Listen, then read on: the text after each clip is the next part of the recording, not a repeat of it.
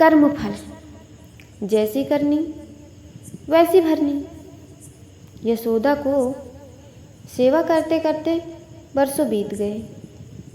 उसका परिवार कभी कभी यह भी सोचता था कि हम सब इतने प्रेम भाव से संत महात्मा, गरीब, दीन दुखिया और ज़रूरतमंद लोगों की सेवा करते हैं, फिर भी हमारे परिवार में इस बच्चे के साथ ऐसा क्यों हुआ? इसके साथ ऐसा तो नहीं होना चाहिए।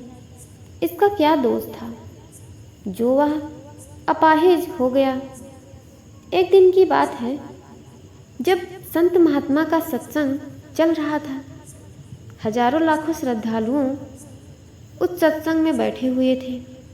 संत महात्मा ने अपने प्रवचन पूरा करने के बाद कहा कि इस पूरे प्रवचन के विषय में अभी भी किसी के मन में कोई शंका हो तो वे बताएं।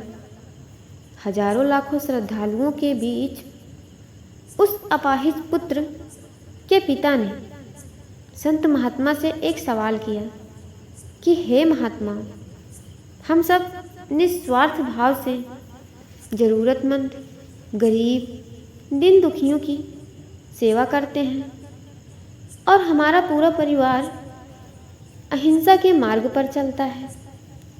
कभी भी किसी के बारे में बुरा नहीं सोचते हैं, ना ही किसी का बुरा करते हैं। फिर भी ऐसा क्या गुनाह हुआ जो हमारा बच्चा अपाहिज पैदा हुआ? फिर गुरु ने जवाब दिया, वैसे तो यह बात नहीं बता सकता, फिर भी आपके मन में दुविधा है तो सुनो। यह जो बच्चा है, जो दोनों टांगों से बेकार है, पिछले जन्म में एक किसान का बेटा था। रोज खेत में जाकर अपने पिता को दोपहर में भोजन का टिफिन खेत में देता था और खेत में काम कराने भी जाया करता था। एक दिन उसकी माँ ने उसे दोपहर में 11 बजे खाना लगा कर दिया और कहा कि बेटा, खाना खाकर पिताजी को टिफ़िन देकर आ जाना। इसकी माँ ने खाना परोसकर थाली में रखा कि इतने में उसके किसी दोस्त ने आवाज़ लगाई, तो यह खाना वहीं छोड़कर अपने दोस्त से बात करने बाहर चला गया। बात करने में इतना ज़्यादा बिजी हो गया कि कुछ टाइम उसे लग गया।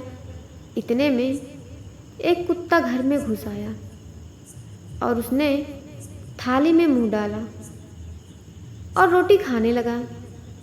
लड़का जैसे ही घर में वापस आया और कुत्ते को थाली में मुंह डालता हुआ देखकर पास ही में एक लोहे का बड़ा सा डंडा पड़ा हुआ था। उसने यह भी नहीं सोचा कि खाना तो जूठा हो चुका है।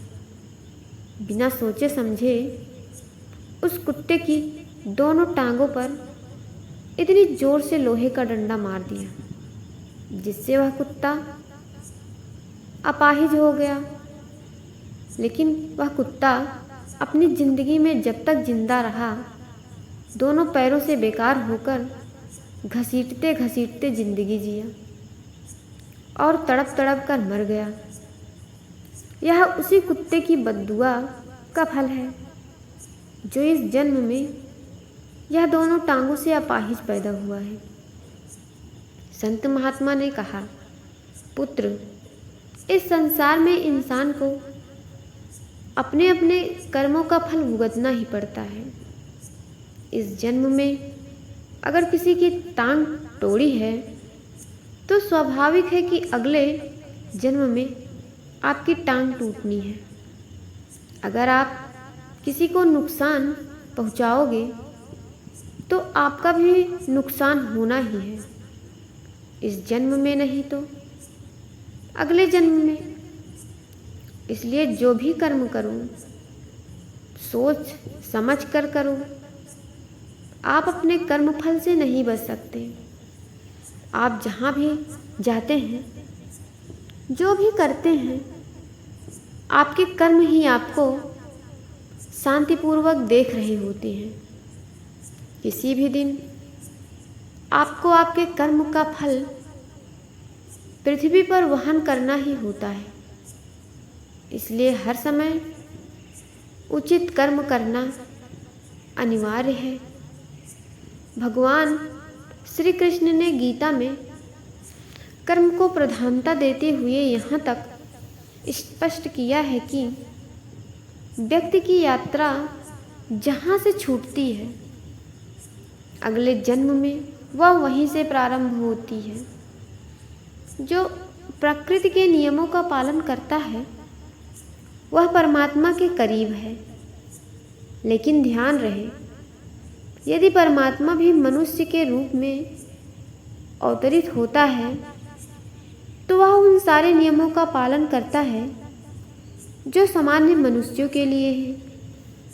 इस जन्म या अगले जन्म में हर बुरे भले कर्म का प्रतिफल निश्चित रूप से भोगना पड़ता है। यह स्टोरी आपको कैसी लगी कमेंट करके ज़रूर बताइएगा। स्टोरी पसंद आए तो लाइक और मेरे चैनल को सब्सक्राइब और बेल आइकन ज़रूर दबा दीजिएगा। आपका